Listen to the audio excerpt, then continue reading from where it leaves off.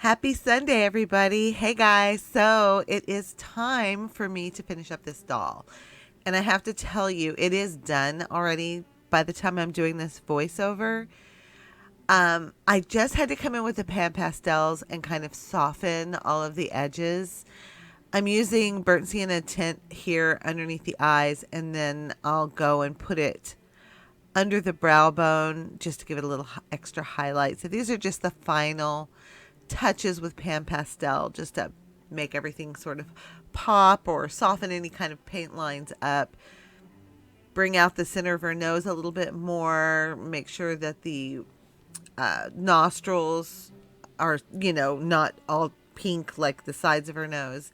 And then a little bit above her lip. And then I'm not sure what I'm grabbing here. I think it's a mixture between burnt sienna and a little bit of magenta. I'm going to go up underneath the eyes and then above the crease of the eyeshadow just to really kind of blur everything out. That's one thing I love about the pan pastels.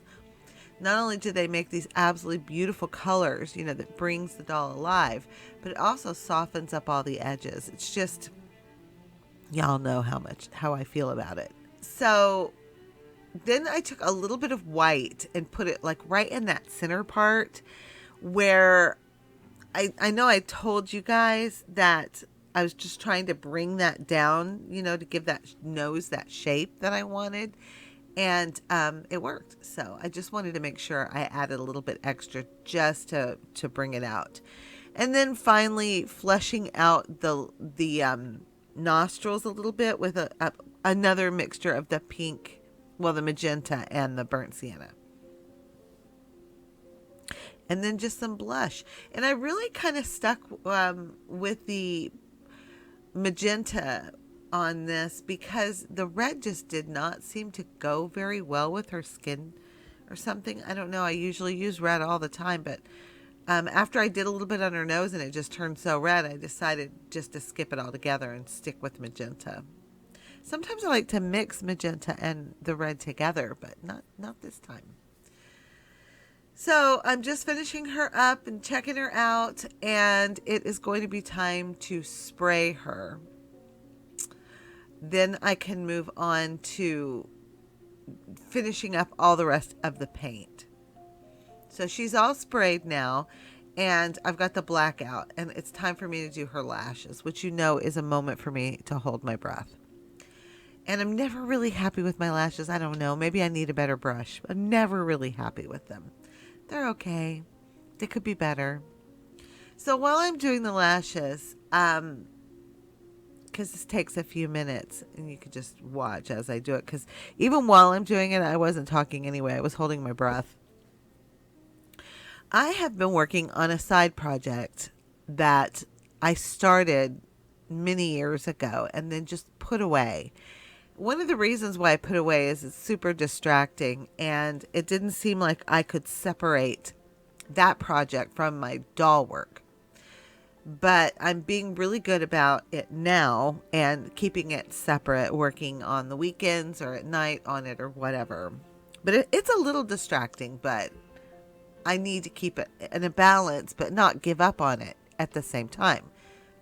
So, you guys know I paint. You've seen that I paint. That's usually my downtime. If you see a video or any pictures that I post where I've painted something, that is my super meditative, just downtime. But what I've been doing that's not downtime at all is I've been writing a book. And I've always wanted to be a writer, like romance writer. Not anything else. I don't care about anything else. I just love romance. And I've always wanted to write romance novels. So I started a romance novel shortly after I separated from my first husband. And I think that writing that really got me through some really difficult times. And it was something I had always wanted to do. And it wasn't even the first time I had done it. When I was a teenager, I wrote a book. I still have it. And it was terrible, obviously, or I don't even remember. I would have to read it. And then the next time, my ex-sister-in-law and I wrote a book together. And I still have that one, too. but we never did anything with it. We sent it off and they said it needed some more work, but it was good. And then we just never did anything. Our ex-husbands didn't care for our writing time together. They just didn't care for it. So whatever. Neither one of us are married to them anymore. We kept our friendship, but not the husbands. I have a new husband now, and he's fantastic. Absolutely amazing person. And I'm really grateful. So I've been writing a romance novel, and I was curious if you guys would be interested in reading anything from it. I don't even know if you guys like romance. If you do, comment, and let me know, because I'm thinking about posting some of it to see what you guys think, critique it, whatever. Tell me if it sucks, if you like it and want to read more, that kind of thing. Anyway, I'm going to move on back to the video. I just wanted to bring that up.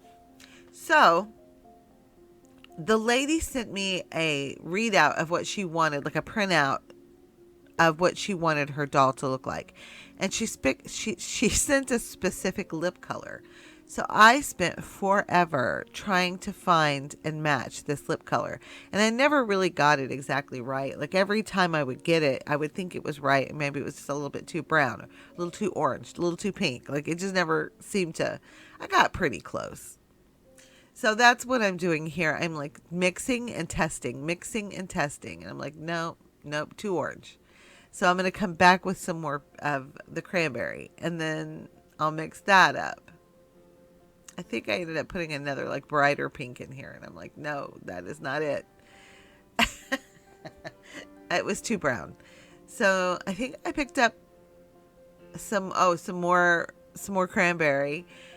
And I thought that was close enough. Which isn't bad. It's not bad. So this is what I ended up going with. But then I had to, as you'll see in a minute, I still had to go over it with a little bit of cranberry. And when I applied this, I already had the way I wanted the lips to kind of look. So I just went over it really thin. So I wouldn't lose it. And I still kind of did lose it. The under shadows, some of it. So I have to kind of fix that. But yes, I don't know what color that is. I would say it's a nude pink is what she was looking for. In a little bit of the brown family. Brownie, nudie, pink. I don't know. I'm sure there's a word. I'm sure there's a lip color out there that has the perfect name.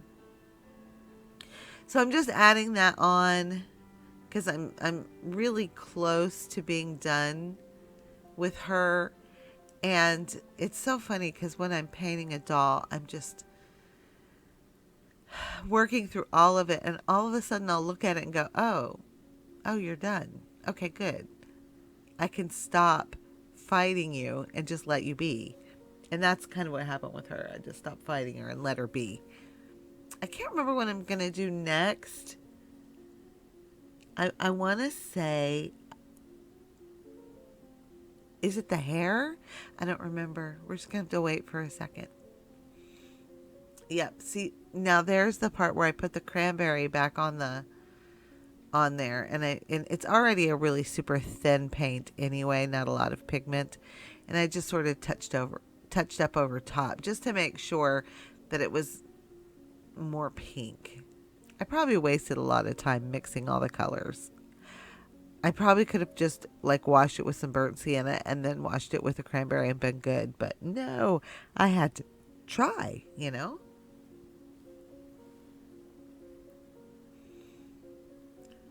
I'm pretty sure she's done.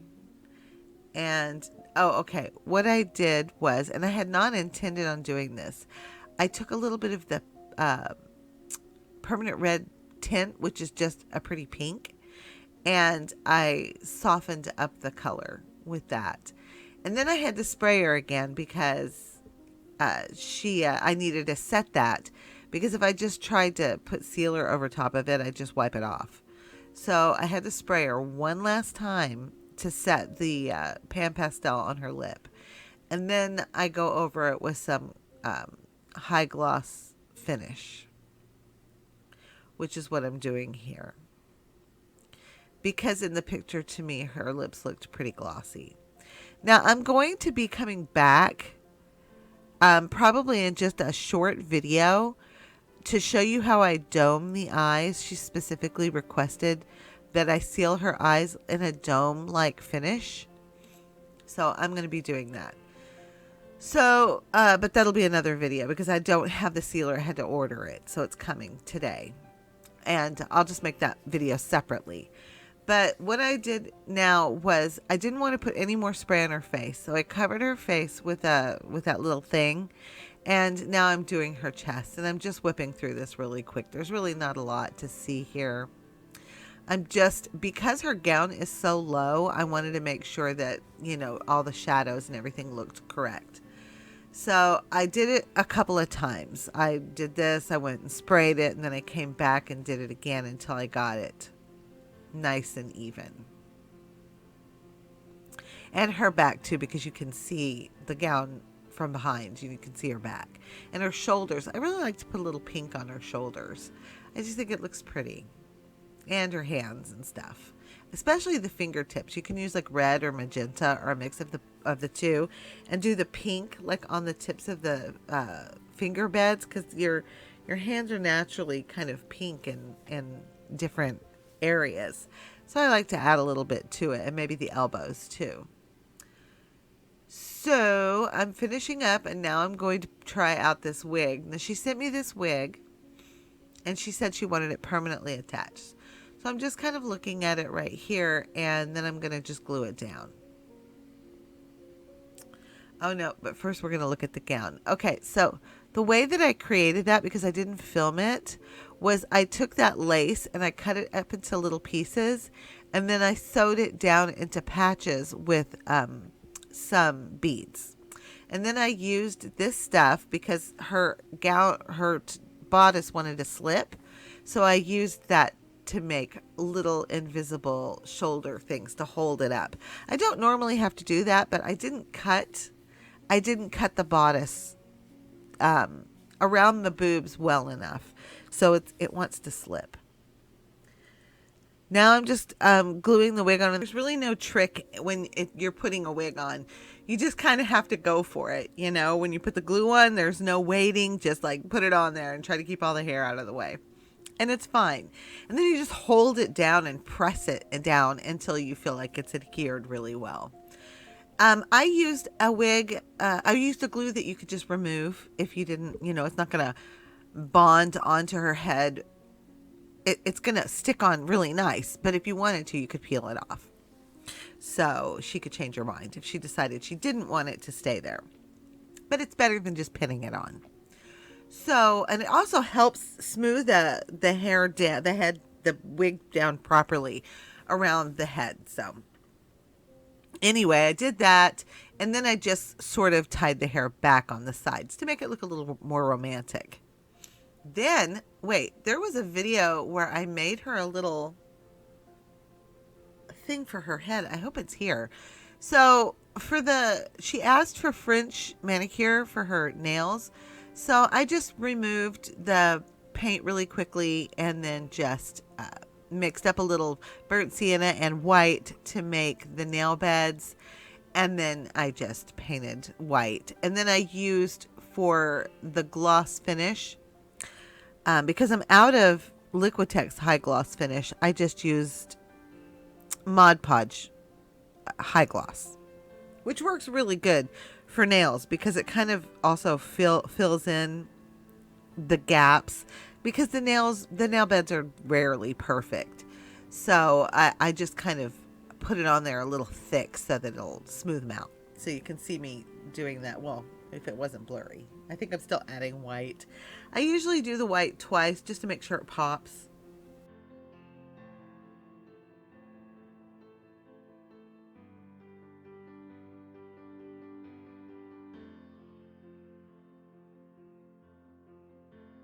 And then the little half moon, I do that too.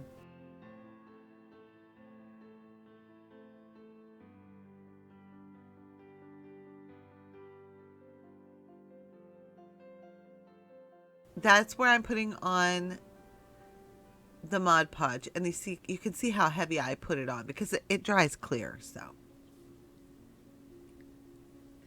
and look how pretty they look. They look nice and shiny.